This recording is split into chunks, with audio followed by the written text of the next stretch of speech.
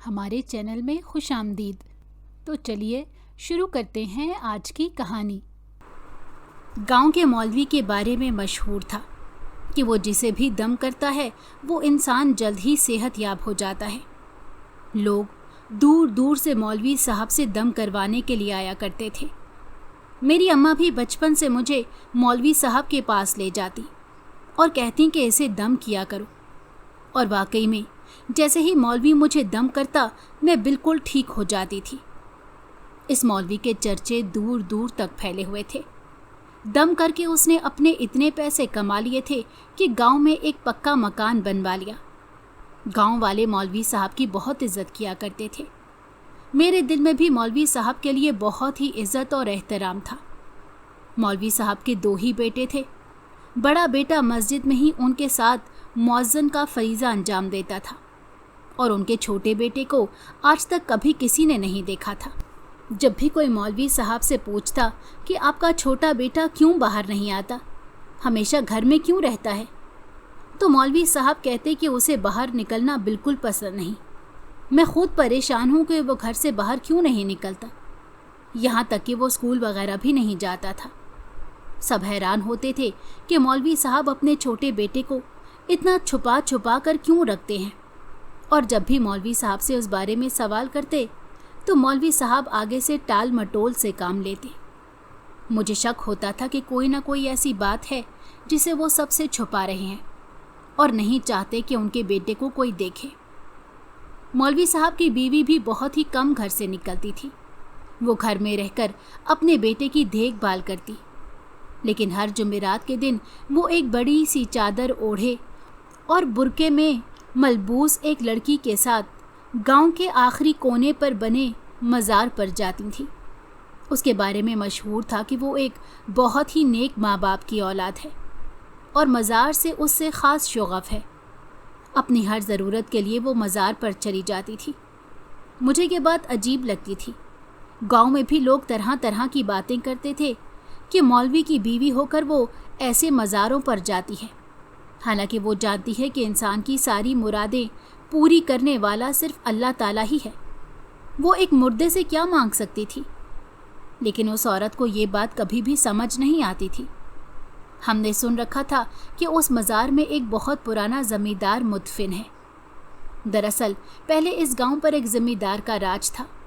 वो ख़ुद को पीर बोलता था और उसके मरने के बाद उसके बच्चों ने उसका मज़ार बनवा दिया था। लोग जाहिलानापन की हद कर देते थे और वहाँ जाकर मुरादें मांगते थे। मौलवी की बीवी भी यही सब करती थी। कभी किसी ने ये नहीं देखा था कि मौलवी अपनी बीवी को टोक रहा हो। वो कभी भी अपनी बीवी को वहाँ जाने से रोकता नहीं था। लोग तरह तरह की बातें करते थे, लेकिन किसी के अंदर हिम्मत नहीं थी कि मौलवी साहब के मुंह पर जाकर ऐसी कोई बात करे।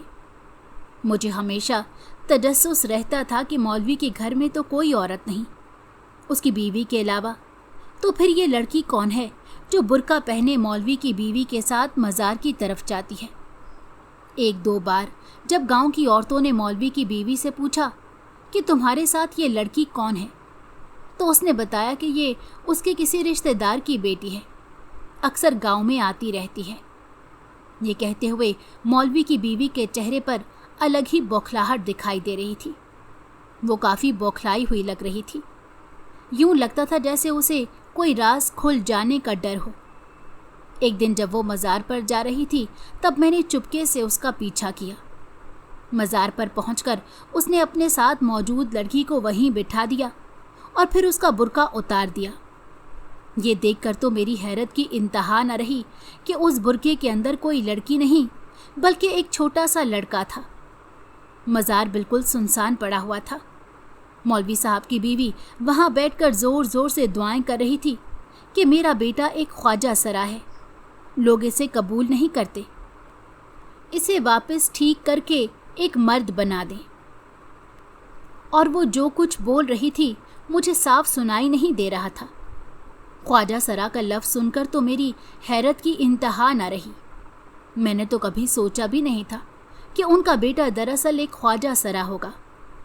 गांव के लोग भी इस बात से वाकिफ़ नहीं थे।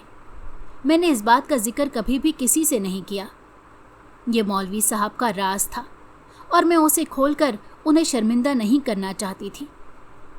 अब मैं जब भी मौलवी साहब के पास दम करवाने जाती तो चुपके से वहीं बैठ जाती। एक दिन मुझे उनकी और उनकी बीवी की बातें सुनाई दी, जिससे मुझे पता चला कि जब उनके यहाँ दूसरे बच्चे की पैदाइश हुई तो मौलवी साहब और उसकी बीवी बहुत ज़्यादा परेशान थे कि उनके यहाँ एक ख्वाजा सरा पैदा हुआ है। अगर गांव में किसी को ये बात पता चल जाती तो वो उनके नौमौलूद बच्चे को यहाँ पर रहने ना देते और गांव से बाहर फेंक आते। यहाँ गांव के लोग बहुत ही जालिम थे और रस्म और रिवाज की सख्ती से पाबंदी करते थे, जिस वजह से मौलवी और उसकी बीवी ने फैसला किया कि हम अपने बच्चे को हमेशा घर पर ही रखेंगे, कभी इस राज को खुलने नहीं देंगे, ना ही अपने बच्चे को किसी के सामने लेकर आएंगे। इसलिए शुरू दिन से ही दोनों ने अपने बच्चे को घर पर छुपा कर रखना शुरू कर दिया। यहाँ तक कि अपने रिश्तेदारों को भी बच्चे से मिलने नहीं देते थे। गांव भर में ये बात फैला दी कि उनके बच्चे को पसंद नहीं कि वो किसी से भी मिले। लोगों ने तरह तरह के किस्से और कहानियाँ खुद से घड़ ली थी। किसी का कहना था कि उनका कोई बेटा है ही नहीं, ऐसे ही झूठ बोलते होंगे। कोई कहता था कि जानबूझकर ऐसे कर रहे हैं। जितनी ज़बानें थीं उतनी ही बातें फैल रही थीं। मौलवी की बीवी रोज़ाना रो रो कर अल्लाह से दुआ करती थी कि उसकी औलाद ठीक हो जाए और वो इस तकलीफ़ में कभी नहीं जी पाएगी, लोगों से धुतकार देंगे। उसका बेटा जो हमेशा घर से बाहर जाकर अपने दूसरे भाई की तरह ज़िंदगी जीना चाहता था, मजबूरी की वजह से घर पर ही रह रहा था, यहाँ तक कि छत पर भी नहीं जा पाता था। उसके माँ बाप ने उसे इतना संभाल कर रखा हुआ था कि उसके कमरे से बाहर नहीं निकलने देते थे। डर लगता था कि कभी कोई अंदर आ गया और उसे देख लिया तो गांव भर में सच्चाई वाज़ेह हो जाएगी। इसी डर से हमेशा उसे छुपा छुपा कर रखा। लेकिन न जाने कुछ ख्वाजा सराओं को कैसे पता चल गया, इसलिए रोज़ाना दम करवाने के बहाने मौलवी साहब के पास आते और बैठकर घूरते रहते थे। शुरू में तो मौलवी साहब ने इस बात का कोई भी नोटिस नहीं लिया, लेकिन फिर उन्हें पता चला कि वो ख्वाजा सरा किसी ख़ास मकसद के लिए आते हैं। जिस दिन ख्वाजा सरा आते थे उस दिन मैं भी दम करवाने के लिए चली आती और बैठकर ख्वाजा सराओं को देखती थी कि उनके क्या इरादे हैं। मुझे ये तो पता चल ही गया था कि मौलवी साहब का बेटा भी ख्वाजा सरा है, शायद ये लोग उसी को लेने आए होंगे। एक दिन मैंने मौलवी साहब और ख्वाजा सरा के बीच में बहस होते हुए सुनी। उस दिन मैं अपनी किसी दोस्त के घर से अपने कपड़े उठाकर घर वापस ला रही थी। मैंने उसे सीने के लिए दिए हुए थे।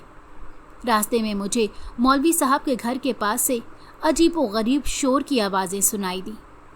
मैं चौंक कर घर के करीब आई। हालांकि किसी के घर से कान लगाकर उसकी बातें सुनना बहुत ही गलत बात होती है और गुनाह भी, लेकिन उस वक्त मैं अपने तजस्सुस को रोक नहीं पाई और दरवाजे से कान लगाकर अंदर की बात सुनने लगी। अंदर मौलवी साहब और उस ख्वाजा सरा के बीच बहस चल रही थी और वो मौलवी साहब से कह रहा था कि अपना छोटा बेटा हमारे हवाले कर दो, और वो ख्वाजा सरा है, हम लोग ये बात जानते हैं, इसीलिए बेहतर होगा कि तुम उस बच्चे को हमारे हवाले कर दो। बहुत हो चुका है, इतने दिन से हम तुम्हारे पास आकर नरमी से बोल रहे हैं कि वो बच्चा हमें दे दो, मगर अब तुमने उसे हमारी ज़िद बना ली है। अगर तुमने बच्चा नहीं दिया तो हम पूरे गांव के सामने उसे लेकर जाएंगे। ये सुनकर मौलवी साहब बहुत ज़्यादा गमगीन हो गए। वो ख्वाजा सरा मुसलसल उन्हें धमका रहा था। मैंने कभी नहीं सोचा था कि ख्वाजा सरा इस तरह भी होते हैं। हालांकि हमेशा मैं सोचती थी कि दूसरे उन पर जुल्म करते हैं, लेकिन फिर मुझे आहिस्ता आहिस्ता समझ आ गई कि इंसान की अच्छी या बुरी फितरत जिन्स नहीं देखती, बल्कि आप किसी भी जिन्स से ताल्लुक़ रखते हो, आपके अंदर अच्छाई और बुराई दोनों हो सकती है। मुझे बहुत अफसोस हुआ कि मौलवी साहब इतनी मुश्किल में पड़ गए हैं। हालांकि मैंने भी तो इतने दिन से उनकी इस बात को राज रखा हुआ था ताकि उनकी इज्जत पर कोई आंच ना आए और ना ही कोई उनके बच्चे को लेकर उन्हें परेशान कर सके। دنیا والوں کے لیے بے شک وہ خواجہ سرا تھا، مگر مولوی صاحب کے لیے تو ان کا بیٹا تھا، اور اپنے بیٹے کو وہ کیسے خود سے جدا ہونے دے سکتے تھے؟ مگر خواجہ سرا مسلسل انہیں مجبور کر رہا تھا، جس پر روتے ہوئے انہوں نے اسے وعدہ کر لیا کہ ٹھیک ہے، کل وہ خود اسے خواجہ سرا کے پاس چھوڑ آئیں گے۔ میں جانتی تھی کہ اگر مولوی صاحب نے وعدہ کر لیا ہے تو وہ اس وعدے کو ضرور پورا کریں گے۔ ان کے پاس اور کوئی چارہ بھی نہیں بچا تھا۔ میں ایک سائٹ پر ہو گئی، دروازہ کھلا اور خواجہ سرا باہر نکلا۔ اس کے چہرے پر فاتحانہ مسکراہٹ تھی۔ مجھے بہت غصہ چڑھا۔ ابھی مولوی صاحب دروازہ بند کرنے ہی لگے تھے کہ میں فوراً سے دروازے میں آ کر کھڑی ہو گئی۔ مجھے دیکھ کر وہ حیران ہوا اور کہنے لگے کہ بیٹی، تم یہاں کیا کر رہی ہو اور کب سے ہو؟ میں نے دیکھا کہ ان کے چہرے پر پریشانی تھی۔ یہ سن کر تو ان کا چہرہ پیلا پڑ گیا، مگر میں نے ان سے کہا میں آپ سے بات کرنا چاہتی ہوں۔ وہ مجھے اندر اپنے گھر میں لے گئے اور کہنے لگے کہ دیکھو بیٹی، تمہیں مجھ سے جو چاہیے لے لو، جتنا پیسہ چاہیے میں تمہیں دینے کو تیار ہوں، لیکن برائے مہربانی میرے بیٹے کے بارے میں کسی سے کچھ مت کہنا، گاؤں والے میرا جینا حرام کر دیں گے۔ مجھے اپنی اولاد بہت عزیز ہے۔ میں نے ان سے کہا کہ آپ پریشان مت ہوں، میں تو یہ بات بہت عرصے سے جانتی ہوں، میں نے آج تک کبھی بھی یہ بات کسی کو نہیں بتائی۔ اگر میرا غلط ارادہ ہوتا تو اب تک گاؤں والوں کو پتہ چل چکا ہوتا۔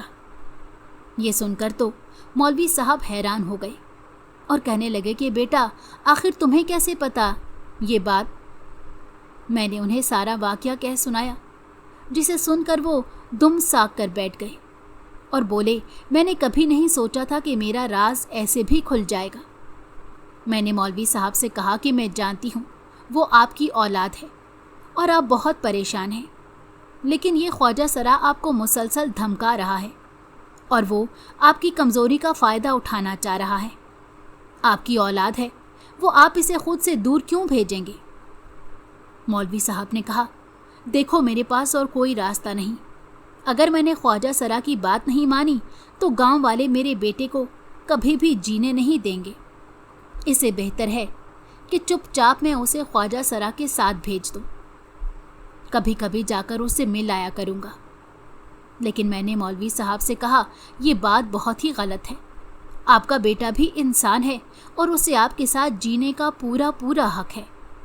آپ پریشان مت ہوں، گاؤں والوں کی سوچ بدلنی ہی ہوگی۔ مولوی صاحب گھبرا گئے، لیکن میں نے انہیں سمجھا بجھا کر پرسکون کر دیا۔ پھر میں گھر واپس آئی اور سوچنے لگی کہ آخر ایسا کیا کروں جس سے خواجہ سرا مولوی صاحب کا پیچھا چھوڑ دے اور گاؤں والوں کی سوچ بھی بدل جائے اور وہ مولوی صاحب کے بیٹے کو وہ جیسا ہے بالکل ویسا ہی قبول کر لیں۔ پوری رات سوچتے رہنے کے بعد بھی میرے دماغ میں کوئی خیال نہیں آ رہا تھا۔ اگلے دن میں مولوی صاحب کے پاس چلی آئی اور ان سے کہا کہ آپ کو کوئی منصوبہ سمجھ میں آیا ہے؟ انہوں نے بھی نفی میں سر ہلا دیا۔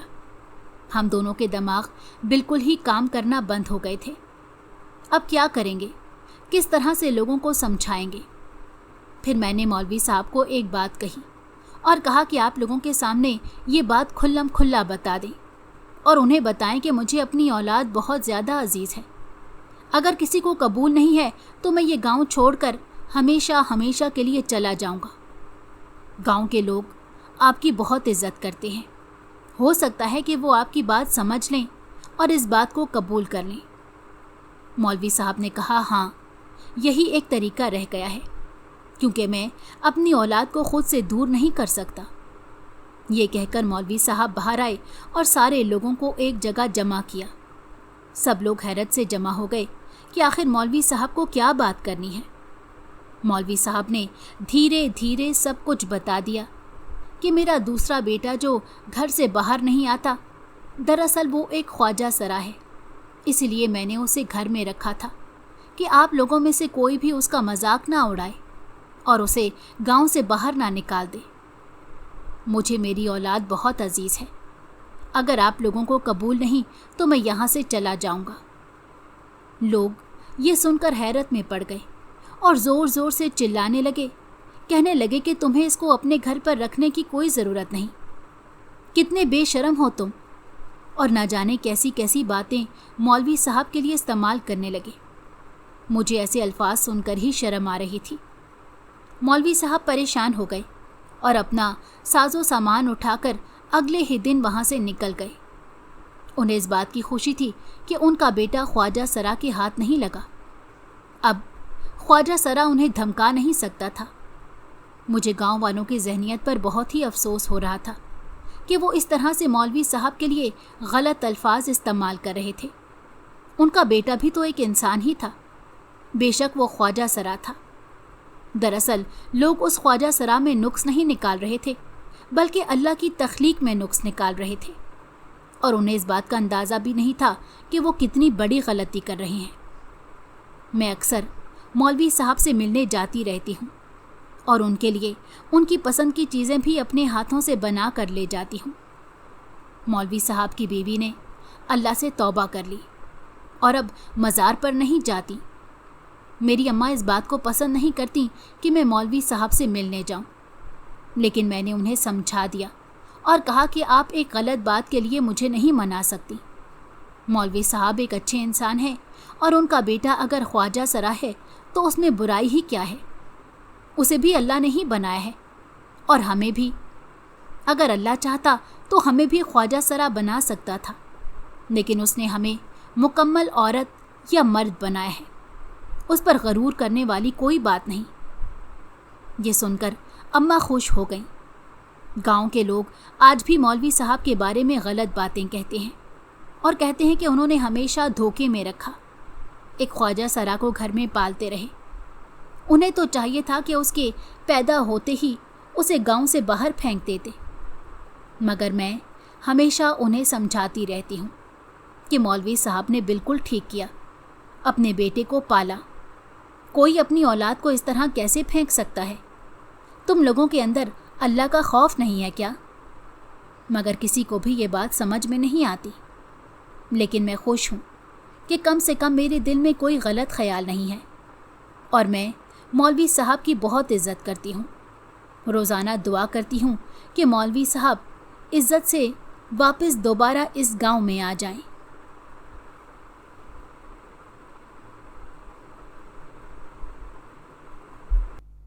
अगर आपको हमारी कहानी पसंद आई हो तो हमारे चैनल को लाइक करें और सब्सक्राइब कर दें। बेल नोटिफिकेशन को भी ऑन कर दें ताकि हमारी आने वाली हर मज़ेदार कहानी आपको वक्त पर मिलती रहे।